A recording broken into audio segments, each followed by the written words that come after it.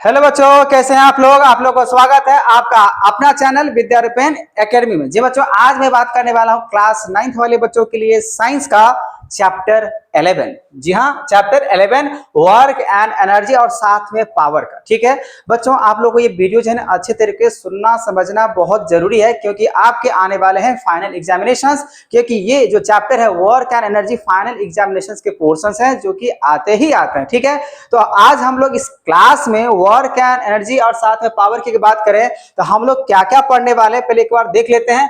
तो सबसे पहली बात हम लोग पढ़ेंगे ये वर्क होता क्या है, साथ में एनर्जी क्या होता है, वर्क के कितने फॉर्म्स होते हैं, एनर्जी के कितने फॉर्म्स होते हैं। ठीक है ना, और साथ में देखेंगे law of conservation of energy क्या होता है और पावर्स क्या होते हैं, और साथ में न्यूमेरिकल क्वेश्चंस। ठीक है बच्चों, जो कि आप लोग को यहाँ पे एक एक टॉपिक को समझना पड़ेगा। तो चलिए शुरू करते हैं आज की क्लास। वर्क आप किसको कहिएगा?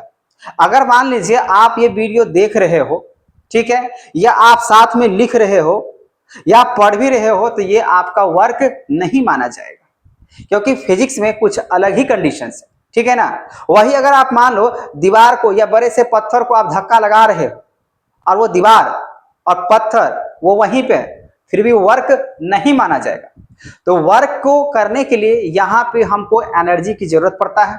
ठीक है ना, वर्क को करने के लिए हम लोग क्या चीज की जरूरत पड़ेगा? एनर्जी को।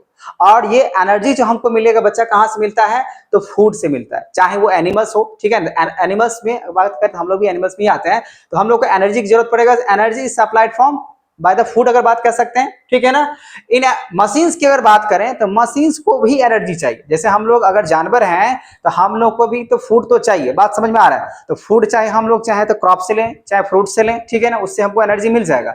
लेकिन अगर मशीन की बात करें फिजिक्स में, तो फिजिक्स में मशीन को जो एनर्जी मिलेगा कहां से मिलेगा? फ्यूल। और फ्यूल किसको कहते हैं? जहां पे जिसको अगर हीट लाइट और एनर्जी मिलता है बच्चा, उसी को आप क्या कहिएगा? फ्यूल कहिएगा। ठीक है, तो देखो बच्चा, अब यहाँ पे वर्क आप किसको कह सकते हो?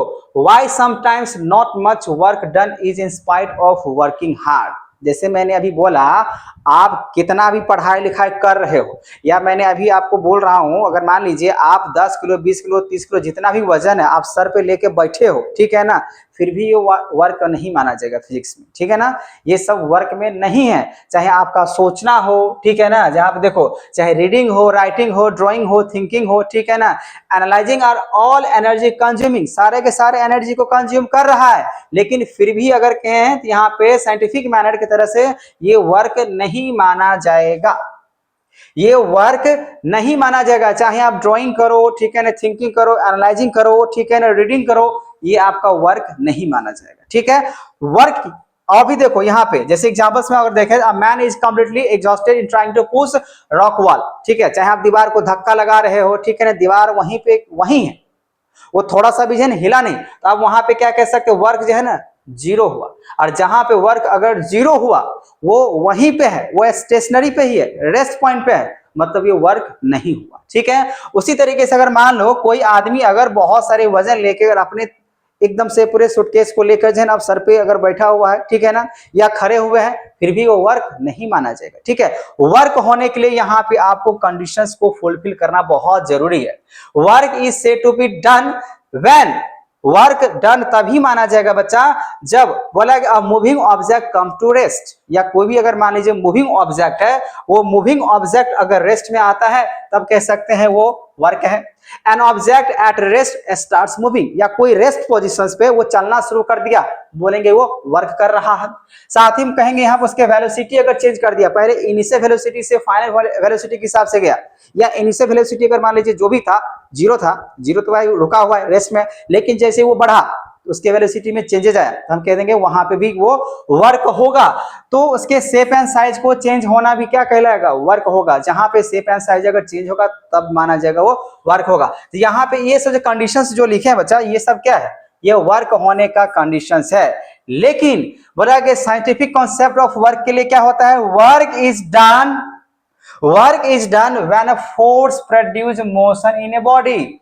अब कोई ऑब्जेक्ट है, अब उस ऑब्जेक्ट में जब तक हम फोर्स ना लगा दें, फोर्स लगाने के बाद या हम कह सकते हैं उस ऑब्जेक्ट में फोर्स जनरेट हो जाए, फोर्स प्रोड्यूस हो जाए, तो वो अपने आप क्या होगा? मूवमेंट हो जाएगा। तो फोर्स किसको कहते हैं? जहां पे पुश या पुल लगेगा, और जहां पे पुश या पुल लगा तो 100% से बच्चा वो जो ऑब्जेक्ट होगा वो एक जगह से दूसरी जगह अपने आप को क्या कर जाएगा? डिस्प्लेस कर जाएगा, ठीक है ना, वो हट जाएगा, चल जाएगा, है कि नहीं है? तो वहां पे माना जाएगा वो वर्क होगा।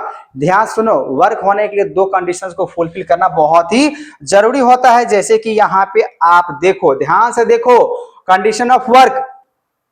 तो कंडीशन ऑफ वर्क किसको कह सकते हैं? जब force should be applied on the body, कोई ऑब्जेक्ट है, बॉडी है, उस पर फोर्स का लगाना बहुत ही जरूरी है। आप जैसे मान लो ये बोर्ड है, इस पे अगर हम फोर्स लगा रहे हैं, ठीक है ना, तो बोर्ड वहीं का वहीं रहेगा, तो ये वर्क नहीं होगा। अब इसको मैंने फोर्स लगाया और ये बोर्ड उधर से इधर अगर चला गया, उधर चला गया, ठीक है ना, तो वो मान लिया जाएगा वर्क हुआ।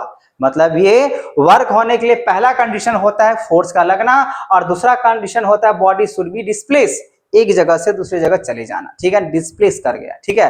तो वर्क का दो कंडीशन है, जहां पे अगर फोर्स लग रहा होगा या जहां पे डिस्प्लेस हो रहा होगा, उसको आप क्या कहिएगा? वो वर्क हो रहा है। Work is not done, work किसको आप नहीं कहिएगा? जैसे मैंने अभी बोला आपको एग्जांपल्स के लिए, अगर कोई भी अगर मान लीजिए अपने सर पे रख के 50 किलो 60 किलो वजन लेके अगर खड़े हैं, चाहे कुल्ली ही क्यों ना हो, तो वो वर्क नहीं माना जाएगा, क्योंकि उसको एक जगह से दूसरी जगह उसको जाना पड़ेगा, तभी वो माना जाएगा वर्क। अब भले वो 100 किलो लेके सर पे ऐसे कर खड़ा है, तो वर्क नहीं माना जाएगा। वर्क होने के लिए एक जगह से बी जगह पे जाना पड़ेगा, एक जगह से दूसरी जगह जाना पड़ेगा, ठीक है। अ man is applying force on a big rock, आप मान लीजिए कोई पत्थर है बड़ा सा, ठीक है ना, उस पत्थर को आप धकेल रहे हो, फिर भी वो वहीं पे जीरो फोर्स, फोर्स मतलब क्या? जीरो इसीलिए होगा, हो सकता है वहां पे न्यूटन का थर्ड लॉ अप्लाई होता ही है। जब आप किसी चीज को आप फोर्स लगाते हो तो उधर से वो भी फोर्स लगाएगा, है कि नहीं है? लेकिन यहाँ पे कहेंगे वर्क नहीं माना जाएगा। वर्क होने के लिए दो कंडीशंस का होना बहुत ही जरूरी है। बात समझ में आ गया? तो वर्क आप किसको कहिएगा? जहां पे फोर्स लगता हो और जहां पे डिस्प्लेस होता हो, वही क्या होता है बच्चा? वर्क माना जाता है। बात समझ में आ गया? वर्क होने के लिए क्या कंडीशन है? अब देखो, वर्क का फॉर्मूला क्या होता है? Force into displacement. फोर्स का फॉर्मूला क्या होता है? फोर्स का नहीं, वर्क का। वर्क का फॉर्मूला क्या होता है? Force into displacement. लेकिन फोर्स का भी फॉर्मूला आपको याद तो होगा ही, ठीक है ना, क्योंकि इसमें जरूरत पड़ जाता है। जैसे वर्क का फॉर्मूला तो पता चल गया, जो फोर्स इंटू हम लोग डिस्प्लेसमेंट लगा देंगे, लेकिन फोर्स का फॉर्मूला क्या होता है बच्चा? फोर्स का फॉर्मूला होता है मास इंटू एक्सेलरेशन। लेकिन यहां पर अगर मान लो किसी ऑब्जेक्ट को नीचे से ऊपर की ओर लेके जा रहे हैं, तो एक जगह पे जाए ना, यहां पे लगेगा जी, मतलब यहां पे एक्सेलरेशन ड्यू टू ग्रेविटी की बात होगा। जहां पे स्मॉल जी आ जाएगा तो एफ इक्वल टू हम लोग यहां पे लगा देंगे एम जी। क्या लगा देंगे? M G. जी का मतलब यहां पे हो जाएगा एक्सेलरेशन ड्यू टू ग्रेविटी। क्योंकि आप देखो, जब किसी भी ऑब्जेक्ट को नीचे से अगर ऊपर की ओर लेके जा रहे हो, ठीक है ना, फोर्स लगाया, ग्रेविटी पे नहीं सारे काम हो रहा है, फोर्स लगा के, इसी वजह से यहाँ पे एक जगह पे आने का जी। फिलहाल यहाँ पे आप कह सकते हो जो वर्क का जो फॉर्मूला होगा फोर्स इंटू डिस्प्लेसमेंट होगा। हो सकता है किसी एंगल के साथ वहां पे लिया जाएगा। Work is a scalar quantity होता है, ठीक है ना। वर्क का अगर बात करें यहाँ पे, जो लगेगा यूनिट न्यूटन लगता है, न्यूटन, मीटर या जूल लगा सकते हो, ठीक है बच्चा। यहाँ पे एक क्वेश्चन बन सकता है, ठीक है ना, क्या बन सकता है? बोला गया जाएगा यहाँ पे जो 1 न्यूटन किसको बोल सकते हैं, डिफाइन करो। तो आप बोलोगे यहाँ पे, जब when a force of 1 newton moves a body through the distance of 1 metre is on directions, then the work is done is 1 joule. मतलब 1 जूल को डिफाइन करने के लिए आएगा, 1 न्यूटन को डिफाइन करने के लिए आएगा, ठीक है ना। तो आपको ये ध्यान रखना है, तो 1 जूल, तो 1 जूल का मतलब क्या होता है? आपको वर्क की फॉर्मूला का पता करना है ना। तो यहाँ देखो 1 जूल क्या होगा? 1 न्यूटन इंटू 1 मीटर। तो न्यूटन के लिए हम लोग फोर्स की बात करते हैं, और मीटर के लिए यहाँ पे डिस्प्लेसमेंट की बात करते हैं, और तभी होता है ये वर्क। तो वर्क का हम लोग है ना, अगर बात करें न्यूटन, मीटर या क्या बोल सकते हैं? जूल। ये ध्यान रखिएगा, यहाँ पे जो लगाया है वर्क, तो वर्क का या तो सीधा लगा दो यूनिट जूल लगा दो, या तो लगाओगे यहाँ पे फोर्स के लिए क्या लगाते हैं? न्यूटन। और न्यूटन हो गया, और डिस्टेंस है तो डिस्टेंस के लिए क्या लगाएंगे? मीटर, एन एम लगा देंगे, ठीक है ना। या तो जूल लगाओ या तो एन एम लगाओ, बात एक ही होगा, ठीक है। इसमें तो ये बात समझ में आ गया। वर्क का जो फॉर्मूला होगा फोर्स इंटू डिस्प्लेसमेंट होगा, और उसका एसआई यूनिट की बात करिए तो जूल लगाओ या तो न्यूटन मीटर लगाओ, ठीक है बच्चा। अब देखो, the amount of work done depends on the flowing factors. कुछ ऐसे फैक्टर है जिसमें आपको ध्यान रखना पड़े। मैग्नीट्यूड ऑफ फोर्स, जितना ज्यादा फोर्स होगा, जितना ज्यादा फोर्स होगा, ग्रेटर फोर्स अगर है तो ग्रेटर अमाउंट ऑफ क्या होगा, वर्क होगा। जितना ज्यादा फोर्स उतना ज्यादा वर्क, जितना कम अगर फोर्स उतना कम क्या होगा, वर्क होगा। डिस्प्लेसमेंट अगर जितना ज्यादा हुआ, ग्रेटर द डिस्प्लेसमेंट तो greater is the amount of work and vice versa. Vice versa मतलब क्या, जैसा का तैसे, मतलब जितना ज्यादा उसका उल्टा क्या, उतना ही कम। लेकिन यहाँ पे क्या है, आप जितना ज्यादा फोर्स अगर लगाते हो, ठीक है, जितना ज्यादा डिस्प्लेसमेंट अगर होगा उतना ही ज्यादा वर्क डन होगा। जितना ज्यादा आप फोर्स लगाओगे उतना ही ज्यादा अमाउंट में क्या होगा, वर्क होगा। कम अगर फोर्स लगाओगे तो कम वर्क होगा। ठीक है, अब देखो बच्चा, वर्क जो होता है ना वो 3 प्रकार के होते हैं। नेगेटिव वर्क, पॉजिटिव वर्क और जीरो वर्क। सबसे पहले यहाँ पर अगर नेगेटिव वर्क की अगर बात करें या पॉजिटिव वर्क के बाद, पॉजिटिव पॉजिटिव पॉजिटिव ध्यान सुनो पहले। Work done by the force can be positive, negative या जीरो। वर्क जो है ना 3 कंडीशन से हो सकता है, 3 तरीके को हो सकता है, positive work, negative work. Simple से मेरे भाषा में समझो, आप किसी भी अगर मान लेते हैं ऑब्जेक्ट अगर है, जब अपने और अगर आप खींचते हो, ठीक है, जब अपने और खींचते हो, work is done positive when force act in the direction of motion. मतलब जिस डायरेक्शन में अगर मान लो आप खींच रहे हो, मान लीजिए कोई ऑब्जेक्ट है, आप एक बैलगाड़ी ही है, अब उसको मान लीजिए हम अपने तरफ खींच रहे हैं और वो मेरे तरफ ही अगर आ रहा है तो मान लेंगे वो पॉजिटिव वर्क हुआ। ठीक है, ये बात समझ में आ गया। उसी तरीके से अगर बात करें, यहाँ भी फोर्स का जो वर्क का जो फॉर्मूला लगेगा वो फोर्स इंटू डिस्प्लेसमेंट ही लगेगा। वही अगर दूसरा कारण अगर बताया बच्चा यहाँ पे नेगेटिव वर्क के लिए, जैसे मान लो फुटबॉल है, अब फुटबॉल को आपने किक मारा, किक मारने के बाद क्या होता है, वो फ्रिक्शंस में आ जाता है, तो उसके फ्रिक्शंस क्या करता है, उसके स्पीड को रिड्यूस कर लेता है, तो वहां पे वो नेगेटिव वर्क हो जाएगा। ठीक है ना। या आप किसी को जो है ना मान लीजिए इस तरफ से धकेले, धकेलने के बाद वो ठीक उसके अपोज, उसके डायरेक्शन जो है ना जाना चाहिए आगे, लेकिन वो स्लो होकर पीछे की ओर हो सकता है आ जाए। ठीक है ना, तो नेगेटिव वर्क माना जाएगा। Work done is negative when a force act opposite to the directions. Opposite direction में हो जाएगा। हमने यहाँ पे फोर्स लगाया भाई तुम आगे जाओ, लेकिन वो ठीक अपोजिट डायरेक्शन में चलना शुरू कर गया, मतलब वो नेगेटिव वर्क। और तीसरा जो वर्क होता है जिसको बोलते हैं जीरो वर्क, तो वर्क डन इज जीरो कब होगा, जब फोर्स उस पर लगाए लेकिन राइट एंगल के हिसाब से। जैसे मान लीजिए मून का अगर मान लीजिए अर्थ पे आना 90 डिग्री के हिसाब से, एकदम 90 डिग्री, तो जहां पे भी अगर 90 डिग्री के हिसाब से अगर बात किया जाता है, ठीक है ना, जहां पे भी अगर 90 डिग्री के हिसाब से बात किया जाएगा तो वहां पे मान लिया जाएगा वो सीधा सीधा जीरो। ठीक है ना, जीरो वर्क हुआ जाएगा सीधा। या मान लीजिए बोझा अगर रख देते हैं, मतलब कोई भी वजनदार अगर रख देते हैं, मैंने अभी क्या बताया, आप कितना भी चीज को यहाँ पे लेकर रख लो, अगर कितना सीधा है, परपेंडिकुलर है, मतलब वो वर्क नहीं माना जाएगा, वो जीरो हो जाएगा। ठीक है, इसी वजह से यहाँ पे ये वर्क क्या हो जाएगा, जीरो। या तो आप ये भी कह सकते हो किसी का फोर्स लगा रहे हो लेकिन वहां पे उसका रेजोलेंट फोर्स अगर जीरो हो गया तो वर्क भी क्या हो जाएगा, जीरो हो जाएगा। ठीक है, अब यहाँ पे मैंने एक क्वेश्चन लिया है। अब इस क्वेश्चन को आप देखो बच्चा किस तरीके से बना सकते हो। A coolie lift the luggage 15 kg from the ground and put in is on head 1.5 metre above the ground, calculate the work force. देखो अब यहीं पे समझो, देखो वर्क का फॉर्मूला क्या होता है बच्चा, फोर्स इंटू डिस्प्लेसमेंट। तो फोर्स पहले यहाँ पे निकालना पड़ेगा। फोर्स क्या दिया हुआ है, कुल्ली लिफ्ट द लगेज ऑफ, यहाँ पे बोला गया 15 kg। ठीक है, अच्छा फोर्स का फॉर्मूला क्या होता है, फोर्स का फॉर्मूला मैंने अभी अभी आपको दिया था, मास इनटू क्या होता है, एक्सेलरेशन। लेकिन एक्सेलरेशन यहाँ पे नहीं लगाएंगे, यहाँ पे लगाएंगे जी। तो मास कितना दिया है 15, लेकिन जी एक्सेलरेशन ड्यू टू ग्रेविटी आप चैप्टर 2 में पढ़े होंगे 9.8 लेते हैं या तो हम लोग 10 लेते हैं। स्मॉल जी का जो वैल्यू होता है बच्चा, स्मॉल जी का जो वैल्यू होता है या तो 9.8 ले सकते हैं या तो क्या लिख सकते हैं 9.8, क्या 9.8 मीटर पर सेकेंड स्क्वायर ले सकते हैं, और नहीं तो 10 मीटर पर सेकेंड स्क्वायर। यहां पे मैं क्या करता हूं, सीधा सीधा बात कर लेते हैं, सीधा 10 ले लेते हैं। ठीक है ना, तो यहाँ पे फोर्स का फॉर्मूला क्या होता है, मास इंटू यहाँ पे ग्रेविटी हो जाएगा। ठीक है ना, स्मॉल ग्रेविटी या तो मास इंटू एक्सप्रेशन भी होता है, लेकिन यहाँ पे एक ही बात नहीं करेंगे क्योंकि यहाँ पे आप देखो कुल्ली क्या किया, कुल्ली है यहाँ पे लिखा हुआ है ना, हाँ लिफ्ट कर रहा है तो एंगेज ग्रेविटी की बात हो रहा है ना भाई, क्योंकि ग्रेविटी से नीचे की ऊपर की ओर उठा रहे, नीचे से ऊपर की ओर उठाना, मतलब यहाँ पे एंगेस्ट ग्रेविटी की बात होगा तो मतलब स्मॉल जी की बात होगा, एक ही बात यहाँ पे नहीं होगा। तो यहाँ पे फोर्स के जगह पे क्या लिख सकते हैं 150 लिख सकते हैं, और एस का मतलब होता है डिस्प्लेसमेंट, तो डिस्प्लेसमेंट कितना हुआ 1.5, यहाँ पे हो जाएगा 1.5। अब इसको मल्टीप्लाई कर लेंगे तो यहाँ पे हो जाएगा 750 न्यूटन, या तो आप इसको जूल भी कह सकते हो। ठीक है, इतना ही इसका आंसर आएगा, बस आपको इस तरीके से चेंज कर लेना है। ठीक है बच्चा, बात समझ में आ गया। एक यहाँ पे क्वेश्चन समझ में आ गया, वर्क का मैंने यहाँ पे क्वेश्चन सिंपल सा। अब आगे समझो, आगे समझो। एनर्जी, एनर्जी किसको कह सकते हैं? एनर्जी हम लोग बोल सकते हैं जब किसी भी काम करने के लिए, ठीक है ना, जो हमको जरूरत होता है, तो the capacity of doing work is known as energy. Capacity of do work को हम लोग क्या बोल सकते हैं बच्चा? एनर्जी बोल सकते हैं। अब देखो एनर्जी किसको और किस तरीके से ले सकते हैं यहाँ पे एग्जाम्पल्स में। The sun is the biggest sources of energy. बात समझ में आ रहा है? Most of the energy sources are derived from the sun. सबसे ज्यादा अगर बात करें, जो अबंडेंट मात्रा में अगर बात करें, जो एनर्जी है वो हमको कहां से मिलता है? सन से मिलता है। मिलता है कि नहीं मिलता है? ठीक है ना। और वहीं से सारे एनर्जी क्या होता है बच्चा? चेंज होता है। तो some energy is receive from the nucleus of atoms और interior of the earth and the tides. इससे भी एनर्जी होता है, चाहे हम लोग न्यूक्लियस पावर की बात करें, एटॉम्स की बातें करें, या हम कह सकते हैं यहाँ पे टाइड की वजह से। तो यहां से भी आपको एनर्जी देखने को मिलेगा। The amount of energy possessed by the body is equal to the amount of work it can do. मतलब हम ये कह सकते हैं, आप जितना भी एनर्जी यूज करोगे उतना नहीं आप क्या कर सकते हो? काम कर सकते हो। ठीक है। वही अगर बात करें तो काम जो कर रहे हो, जितना जितना आप काम कर रहे हो उतने एनर्जी क्या होता है? लॉस होता है।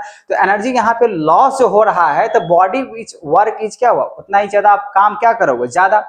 अगर आपका एनर्जी अगर लॉस हो रहा है तो इसका मतलब आप क्या कर रहे हो? काम ज्यादा कर रहे हो। मैंने अभी क्या बताया, ग्रेटर अगर फोर्स लग रहा होता है तो ग्रेटर वर्क होता है। उसी तरीके से यहाँ पे आप कह सकते हो, जो वर्किंग बॉडी अगर लूज कर रहा है एनर्जी को, तो body on which work is done gain energy. ठीक है ना। यहाँ पे उस एनर्जी क्या है ना, एनर्जी बच्चा कभी भी लॉस नहीं होता है, वो ट्रांसफर होता है। एनर्जी लॉस नहीं होता। आप वर्क कर रहे हो तो वो वर्क में एनर्जी जो लगा, ठीक है ना, वो एनर्जी एक तरीके से ट्रांसफर हुआ, मतलब वो एनर्जी गेन करा, ठीक है ना, बढ़ा दिया।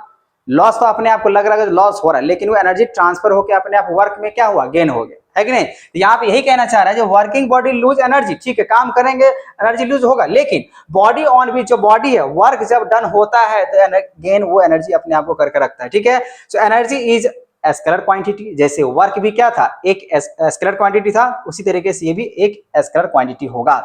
ऐसा यूनिट अगर बात करें तो किलो जूल के हिसाब से बात कर सकते हैं। किलो जूल का मतलब 1000 जूल होता है। 1 किलो जूल इक्वल टू कितना होगा? 1000 joule. The energy required to do 1 joule of work is called 1 joule energy. मतलब क्वेश्चंस यहाँ पे आ सकता है, डिफाइन 1 जूल, तो यहाँ पे आप यही लिखोगे। ठीक है बच्चा। तो यहाँ तो एनर्जी समझ में आ गया। एनर्जी क्या होता है? जो हम लोग कैपेबिलिटी, या हम लोग बोल सकते हैं कैपेसिटी टू डू वर्क को क्या बोल सकते हैं? एनर्जी।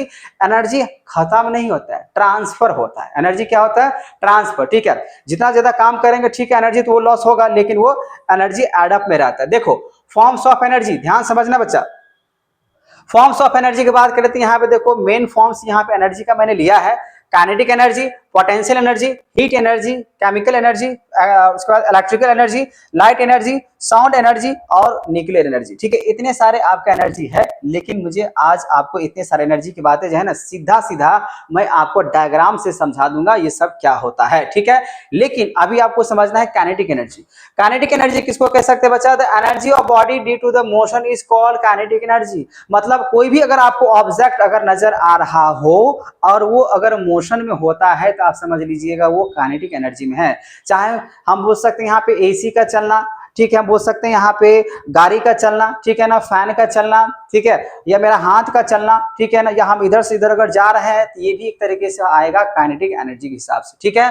एग्जांपल्स देखो, moving cricket ball, running water, moving bullets, flowing winds, moving car, running athletics, जितने भी हैं ये सब अगर मूविंग मूविंग मूविंग इस तरीके से है, पूरी तरीके से घूम रहा है, टहल रहा है, ठीक है, एक जगह से दूसरी जगह जा रहा है, अगर वो मोशन में है, मोशन में मतलब वो काइनेटिक एनर्जी, मोशन का मतलब काइनेटिक एनर्जी में वो होगा ही होगा। ठीक है। आगे देखो, kinetic energy is directly proportional to the mass and the square of velocity. ये ध्यान रखना है। काइनेटिक एनर्जी क्या होता है? हम कह सकते हैं यहाँ पे काइनेटिक एनर्जी जो होगा, अब यहाँ पे देखो वैसे मैंने यहाँ फॉर्मूला लिखा है, तो kinetic energy is directly proportional to the mass and the square of velocity. ये रहा बच्चा काइनेटिक एनर्जी का फॉर्मूला। तो आप काइनेटिक एनर्जी का जो फॉर्मूला लगा सकते हो 1/2 और m और v स्क्वायर। m का मतलब हो जाएगा मास और v का मतलब हो जाएगा फाइनल वेलोसिटी। अब क्या है ना, अगर मान लीजिए जब u, क्योंकि एनर्जी काइनेटिक एनर्जी में जाने के लिए मोशंस में उसको जाना पड़ेगा, जब तक वो मोशन में नहीं जाएगा तब तक वो काइनेटिक एनर्जी में नहीं जा सकता है। इसलिए वहां पे अगर u आप मान लो कोई भी अगर वैल्यू लेते हो, अगर 0 है U जीरो है और फाइनल अगर है इसका मतलब वो काइनेटिक एनर्जी में है। लेकिन अगर मान लीजिए U का वैल्यू यहाँ पे ठीक है जीरो है, मतलब तो रेस्ट में चला गया, लेकिन V अगर जीरो हो जाएगा तब आप क्या कहिएगा, वो काइनेटिक एनर्जी में नहीं कहिएगा, क्योंकि U अगर मान लीजिए जीरो है इसमें तो समझ में आ रहा है, लेकिन V भी अगर जीरो हो गया तो सब जीरो है तो तब काइनेटिक एनर्जी में नहीं होगा, वो रेस्ट पोजिशन में चला जाएगा। ठीक है, हाँ यहाँ पे ये कह सकता है जो पहले कोई ऐसा ऑब्जेक्ट था जो पहले 15 मीटर पर सेकंड स्क्वायर के था, अब जो है 20 मीटर पर सेकंड स्क्वायर के हिसाब से हो गया, मतलब यहाँ पे 5 मीटर पर सेकंड स्क्वायर के हिसाब से अगर बात करें, मतलब 5 मीटर पर सेकंड स्क्वायर नहीं, सॉरी 5 मीटर पर सेकंड स्क्वायर नहीं लगता इसमें, 5 मिनट यहाँ पे या 5 किलोमीटर भी हो सकता है। ठीक है, इसमें चेंजेज आए, जैसे हम यहाँ पे ये कह रहे हैं अगर मान लीजिए यू अगर कुछ था पहले से मीटर पर सेकंड और ये चेंज होके 20 मीटर पर सेकंड में अगर आया, इसको आप कहिएगा यू, इसको क्या कहिएगा भी, तो भी और यू में कितने का फर्क है, तो 5 मीटर पर सेकंड का यहाँ पे क्या है चेंज। ठीक है ना, तो यहाँ पे ये काइनेटिक एनर्जी माना जाएगा,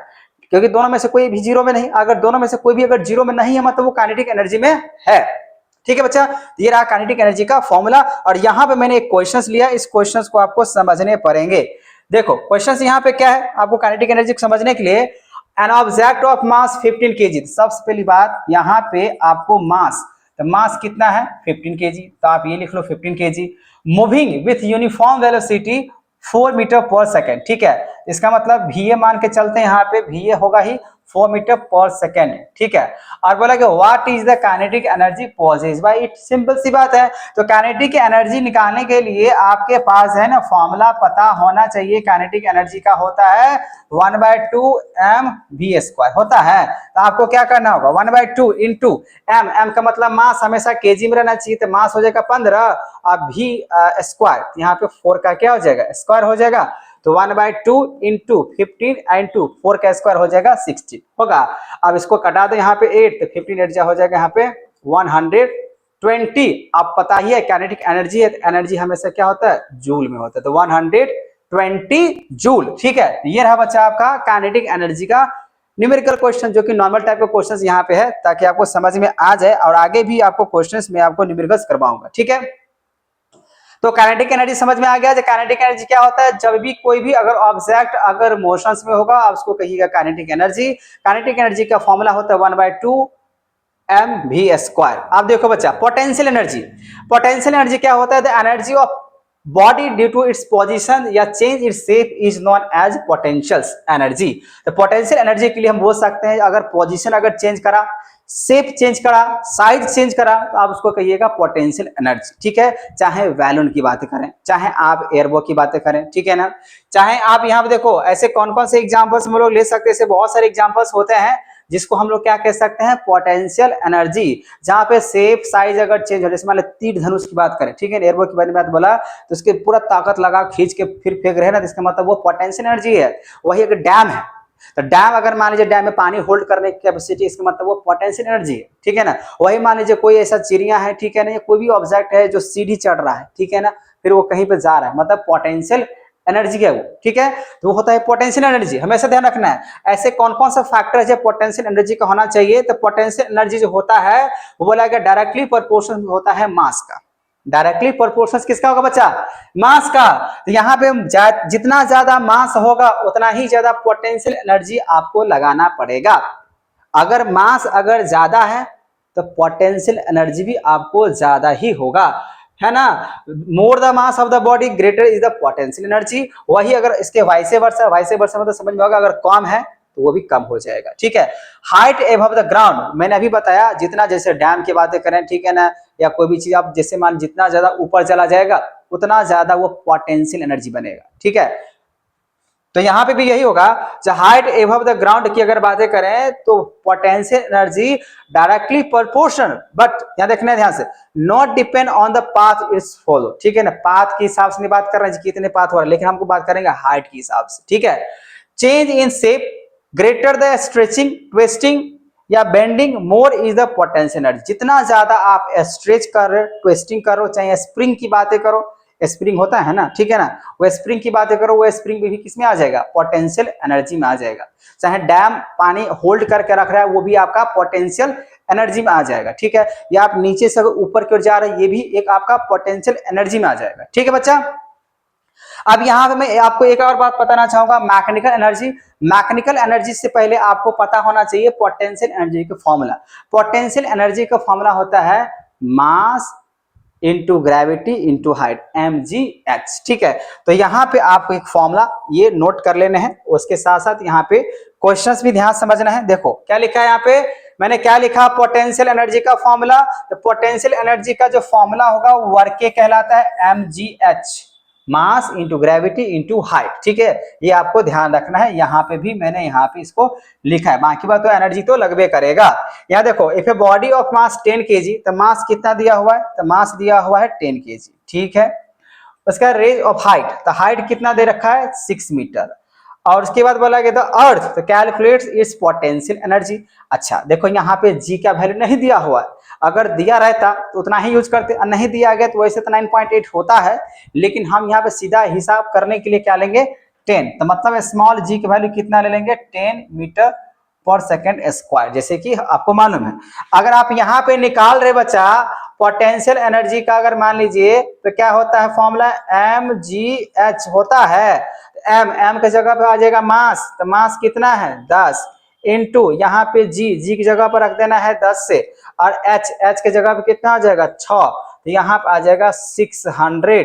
आप चूंकि आपको पता ही है इसका यूनिट की अगर बातें करते हैं वो लगता है जूल, तो हम लोग लगाएंगे यहाँ पे जूल। ठीक है, तो 600 जूल आपका हो जाएगा पोटेंशियल एनर्जी। बात समझ में आ रहा है, बात समझ में आ रहा है बच्चा। यहाँ पे ये पोटेंशियल एनर्जी हुआ जो कि कितना निकल के आ गया, 600 जूल निकल के आ गया। तो बात समझ में आ गया पोटेंशियल एनर्जी। अब यहाँ पे एक और मैं आपको बताना चाहूंगा, वो है मैकेनिकल एनर्जी। मैकेनिकल एनर्जी क्या होता है बच्चा, जहां पे आप काइनेटिक एनर्जी, ध्यान सुनो, जहां पे आप काइनेटिक एनर्जी, जैसे हम यहाँ पे अगर मैकेनिकल एनर्जी की बात करें, मैकेनिकल एनर्जी मतलब ई और यहाँ पे एम, इसको बोलेंगे मैकेनिकल एनर्जी। जो होता है वो सम अप होता है आपका पोटेंशियल एनर्जी और सम अप होता है आपका काइनेटिक एनर्जी।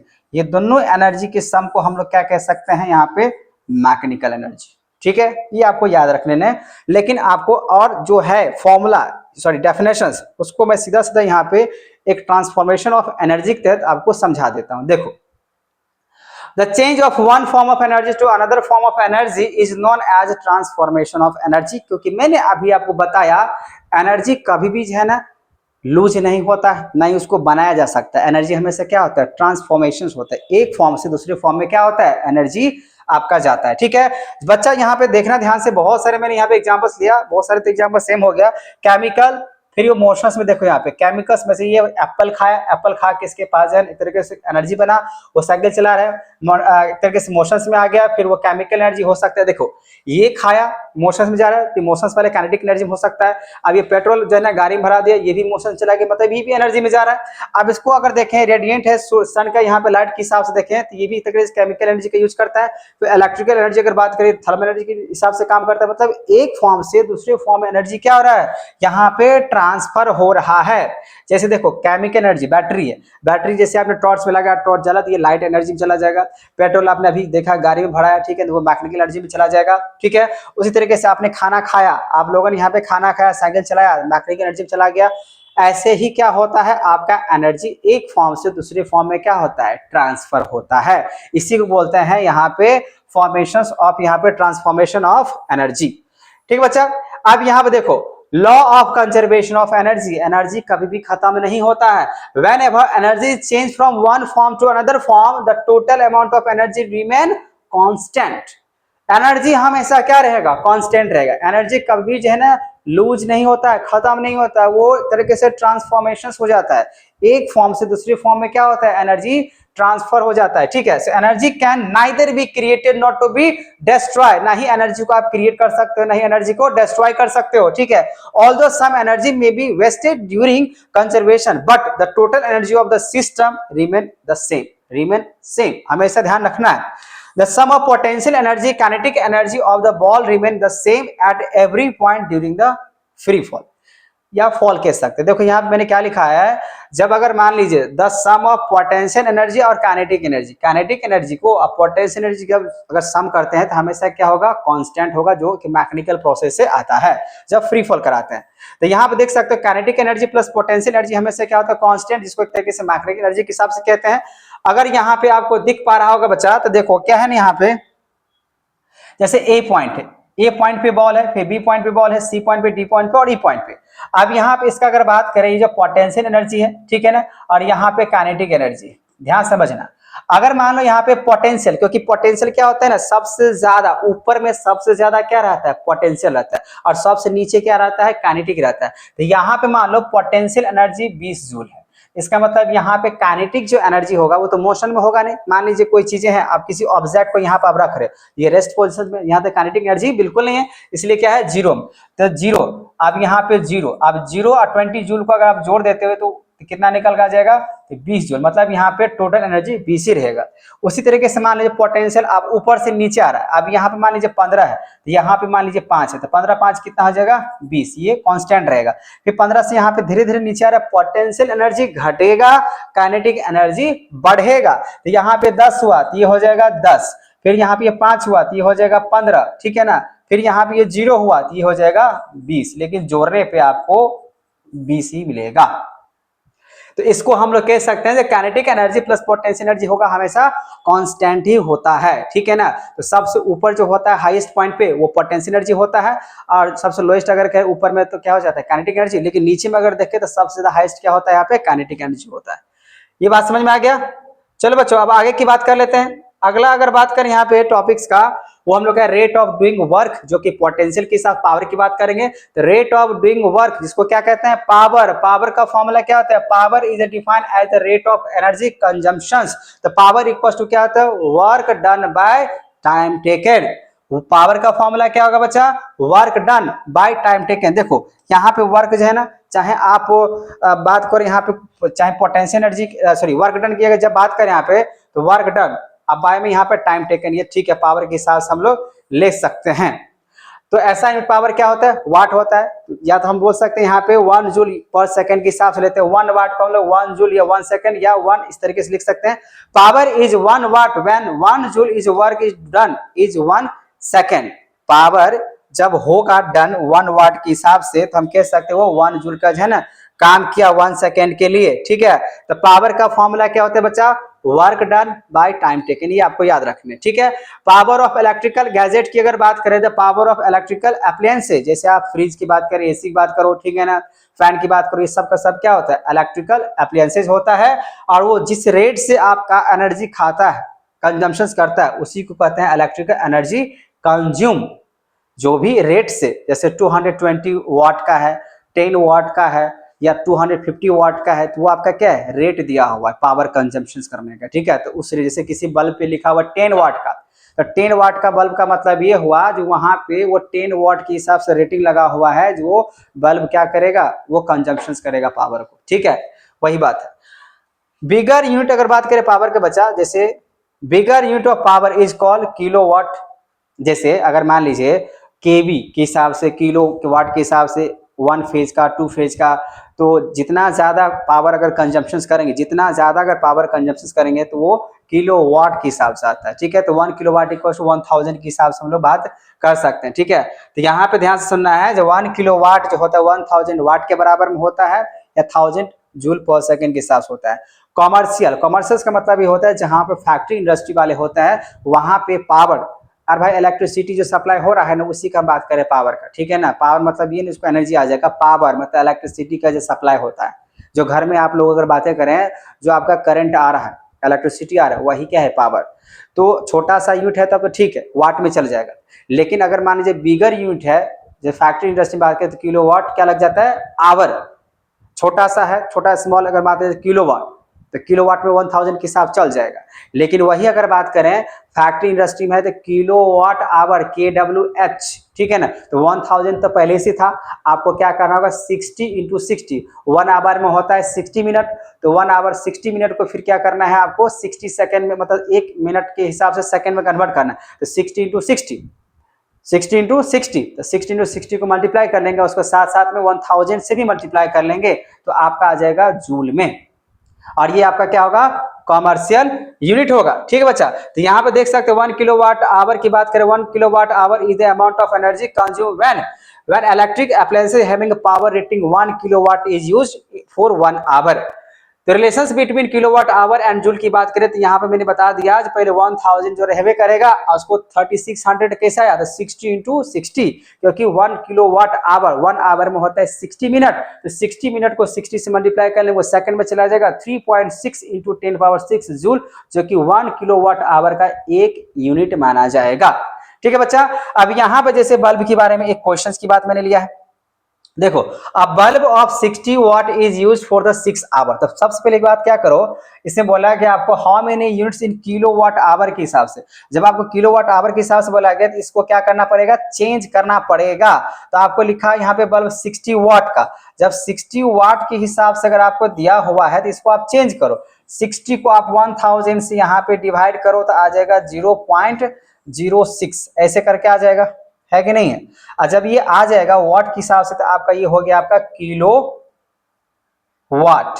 ठीक है ना, KW यहाँ पे हो जाएगा, पहले तो वाट तो है ही है, 1000 से मैंने डिवाइड कर लिया, तो किलो वाट हो जाएगा। ठीक है ना, अब आवर के हिसाब से बोला गया निकालने, यहाँ पे 6 आवर, यहाँ तो आवर लिखा हुआ है ना। अच्छा बताओ, यहाँ पे बोला गया इलेक्ट्रिकल एनर्जी आर कंज्यूम, तो एनर्जी का फॉर्मूला क्या होता है, जैसे आप यहाँ देख रहे हो, एनर्जी इक्वल्स टू क्या मैंने लिखा है, पावर इंटू टाइम। तो पावर तो अभी आपने लिखा है 0.06 है, ठीक है ना, क्योंकि यही पावर मतलब वाट का ही बात करते हैं, पावर होता है ना।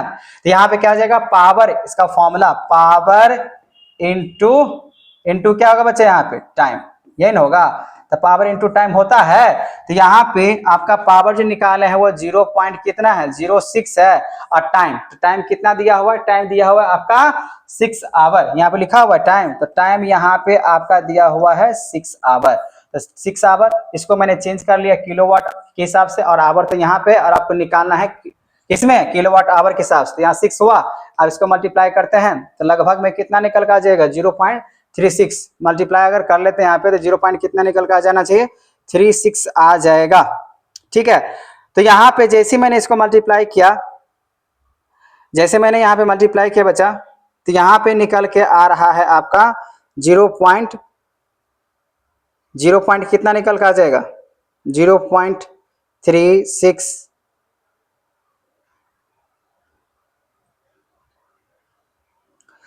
ठीक है, तो आई होप आपको एक क्वेश्चन जो है ना समझ में आ गया होगा बच्चा, जो कि मैंने यहाँ पे आपको इस तरीके से बताया। ठीक है, 0.36 यहाँ पे यूनिट आ जाएगा जब मल्टीप्लाई करेंगे तो। ठीक है, जल्दी से कैलकुलेटर नहीं ओपन हो रहा था, तो 0.36, लेकिन यहाँ पे आपको बोला गया था किसमें निकालने के लिए, तो किलोवाट आवर के हिसाब से। तो एनर्जी जो है हमेशा जूल के हिसाब से होता है, तो आप क्या लगा दोगे यहाँ पे, जूल। ठीक है, या आप चाहो तो यहाँ पे लगा सकते हो यूनिट, है ना, यही आपका आंसर होगा, तो आपको चेंज करके लिखने पड़ेंगे। ठीक है, तो फिलहाल आपका यहाँ पे फास्ट रिविजन्स के तहत मैंने आपको वर्क